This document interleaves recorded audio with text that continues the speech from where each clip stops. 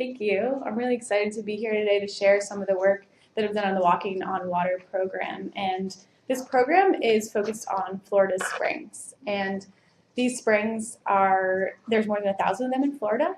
And they, besides supplying water to these beautiful ecosystems, are the drinking water for more than 92% of people in Florida because they are direct connections to the underlying aquifer. Besides supplying drinking water to people, these springs supply water to these incredible and really unique ecosystems. And if we dive in and get a little bit of a different view, we can see that this is how the springs connect down to the aquifer. And unfortunately, despite the fact that when we look at this, we might think, oh, wow, that's really beautiful, or I would love to jump in there. A lot of these springs have degraded, and many of them have transitioned from a state dominated by native submerged aquatic vegetation to algae. And unfortunately, this is really pretty hard to communicate, and most people don't really understand where their fresh water comes from because in order to see it, we have to look beneath the surface, and the aquifer is out of sight. So that's the inspiration for the name Walking on Water, is the fact that beneath our feet lies our state's most important supply of drinking water, and what we do at the surface has profound implications for the aquifer below. And so to give you a little bit of an idea of how difficult it is to really understand this connection between us and our water, this is a bird's eye view of Ginny Springs. And at the end of the white arrow there is a little red buoy, inflatable buoy there, and it's chained to the entrance to a cave system. But what we can't see from looking at this is almost 6 miles of mapped underground cave passageway that lie just out of sight. This is what it looks like inside these caves. But very few people will ever have the chance to experience these caves. And I'm a cave diver, and whenever I was getting ready to go on dives a couple years ago, kids would always come up and ask what I was doing. They want to know what you're going to see, what's down there. They're so curious. And people, like the general public, doesn't get to see this either. I mean, this is where we walk. This is, if you've ever paddled down the Santa Fe River, this is just below where you're paddling, 60 to 100 feet below where you're on your kayak. And it's just so incredibly important for our drinking water, and again, for these ecosystems, for us to keep this water healthy and to make sure there's enough of this water as well. So what I did was I started thinking about ways that we could try to reconnect people to our fresh water. And I started looking into the education standards for Florida for all elementary schools, and found that in 5th grade was when students were learning about water. And in 5th grade, there's a Florida science standard that basically says that students need to label the parts of the water cycle. But there's nothing specific about the aquifer or this incredible karst geography that we have, or learning about the springs that are in these kids' backyards, especially in North Central Florida. And so I wanted to try to change that. So I created the Walking on Water program, and it has a couple parts, and it's an immersive program. So kids physically go into the springs and take underwater pictures themselves. And so we go out there. My first program was in March. It was a little over 30 degrees. These kids, all of them, went into the water. It wasn't supposed to be that cold when we planned it, but every single kid raised their hand when asked who wanted to get into the water. And so first of all, I go in the classrooms for a pre-classroom visit and teach the kids about springs and the aquifer, because what I found in my pre-test was that most kids don't actually know about the aquifer, even in 5th grade. They can't define it. It's confusing, like rock that has water in it. Like, it's kind of hard to describe to a kid. And so first of all, we learn about that, and then we go out on the springs field trip and take underwater photos, and then I go back into the classroom afterwards and share this 360 virtual tour, which is the first underwater virtual tour in the Floridan aquifer. And that was part of the project that National Geographic funded, and I shot that not this past summer, but the summer before. And so now kids can physically go cave diving with me. And at the end, when all is said and done, right now what I'm working on is making art shows out of the students' photos so that they feel like they have a voice in sharing what they learned about the springs with the local community. So this gives you a little bit of background on what it's like to shoot these images in the caves. This is me with my camera on a tripod, balanced kind of precariously. I take pictures around in a circle, and then one up towards the ceiling, and then one down towards the ground. Sorry, the video's a little jumpy. And then this is a little bit farther into the cave, right outside a passageway called the catacombs. We like to name the passageways very friendly things. And then this just repeats. But yeah, you can see I'm taking pictures around in a circle, and then they'll all get stitched together. And so if you, when we come back to the catacombs one in a minute, just take a look at what it looks like in the video really quickly. And then when I stitch together the photos, this next one, if it decides to go, is what it looks like when I stitch together all the photos. So after taking these pictures, each one of these, this is about probably 6 to 8 photos stitched together. I've spent way too long looking at the computer and stitching rocks together for an extended period of time after the really cool cave diving part. I learned a couple new computer programs, which is an adventure. And then after you have these flat images, they actually get put together into a tour. And this is another video that gives you a little bit of a click through of what it looks like to swim, what the kids get to experience as they swim through. And so really part of the, let me see if I click again, if it goes, there we go. So when kids have this, I mean, a lot of times in the classroom, they're just fed information and have to memorize it. But through this virtual tour, they can actually go down and really explore on their own. And there's all sorts of different places you can turn and look around. You can look up, down, left, right. It's completely 360 immersive experience. And you click through, you have to find where the next passageway is. So now we're looking for where the entrance to the cave is. Right now we just swim into Devil's Eye at Jenny Springs. And so if any of you have ever gone there, this will give you a little bit of a look at what it looks like in the caves. And so there's this, they can click on the little camera icon to get an up-close picture of the Grim Reaper sign that tells you not to go in or you might die.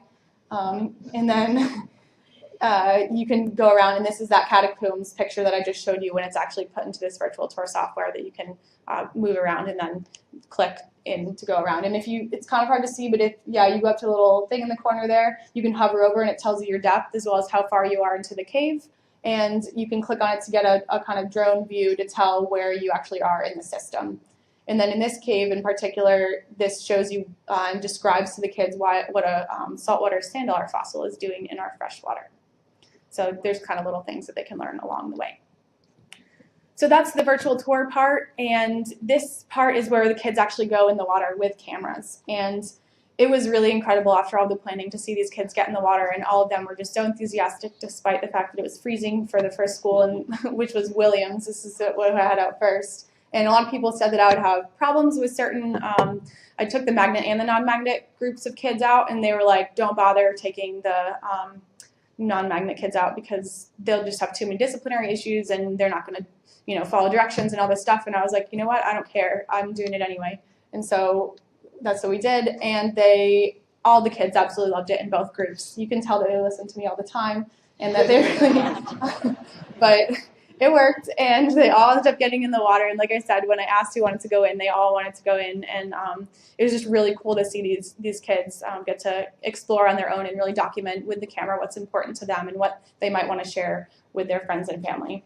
So I actually did evaluate the program as well, which is part of my dissertation research, and found some really interesting insights afterwards. This was the kind of star of the show here, this turtle, and a lot of the students and their responses on their post-test were just so enthralled because they had never seen a turtle in the first place, let alone in the water, and then we could get close to it. And so they spent a significant portion of time chasing the turtle around the basin. But we also, it was really interesting, I taught them to respect the ecosystem of what lives there. So you weren't allowed to touch the turtle, and if it tried to come up for air, you had to give it space. And they couldn't swim fast enough to keep up with it anyway, so it was okay. No one hurt the turtle. So on the post-test, it ended up, evaluation was not my specialty going into this, and so for my PhD I started reading a lot of the evaluation and environmental education literature to try to understand how we can best evaluate this program so that we can really learn from it and both improve it and also make it so that people who maybe want to create a similar program or other educators can learn from our findings. And so there was a quantitative part of the test that looked at knowledge and attitudes. And then there's also a second part that was qualitative and asked questions that really got at what the importance, I guess, of this immersive experience and how putting kids in the water with cameras, which hasn't been done before in the Springs, and I can't find other environmental education programs that do it either, and just how this immersive experience affects what they learn. And so this is one of the reactions from the students. These are all student photos, by the way. And so, yeah, really, they just really impressed me. And the question that I was asking here was, did underwater photography help you see the spring in a new way? And if so, how? And of course, a lot of them said no. And a lot of the kids who maybe didn't have such good writing skills weren't able to express themselves properly through writing. And so one thing that I did take away from this was I would maybe like to do some interviews next time to try to get information from kids that maybe have a harder time writing as eloquently as some of these students do. And so this one response to that question was, taking photos helped me see that the spring is much more amazing than I thought. I saw the fish, turtles, and plants with the camera in more detail. These are some additional reactions that I wanted to share that I thought were meaningful responses to that question as well. And they say I had to really evaluate what I wanted pictures of, so I had to look closely at the spring. And one other student said, I've gone to Blue Springs before, but this time I was looking for interesting aspects of the spring instead of playing, and I felt that I saw more. Another student said that from above, the spring looks lifeless, but underwater, the spring is teeming with wildlife. And finally, underwater photography let me see things up close so I could study the details. So really a message that I took away when I went through and was coding and reading all of their responses was that photography helped them look more closely at the spring and help them really understand it, not simply as a resource that flows out of their faucet or something that we can just use and it won't have an effect on things that live there. And they really saw it as an ecosystem and something that also relied on this clean water in order to survive. So right now I'm working on their exhibits, and I'm really excited to get them up around Gainesville. I have a couple locations that I'm working with right now to where we're going to actually do an exhibit, and there'll be an opening, and all the students can go and really feel empowered to have a voice and be able to share what they learned with their families and with the community as a whole. Because these kids now know more about springs and the aquifer than a lot of people in Florida do. So one of the really other interesting things that came out of the test was that the students in these non-magnet programs started out with lower knowledge about springs, and a lot of that is because they just have never been there before and have never been exposed to it because they haven't had the opportunity. But after the program, they caught up in knowledge with the other students in the magnet programs. And so what's really exciting to me about this is that it really shows the the hope that we have for students in these other programs, or maybe who don't always aren't seen as succeeding in the classroom, can learn through these other opportunities if given the chance. So if you would like to check out the virtual tour and kind of explore it on your own, it's available at walkingonwaterfl.org.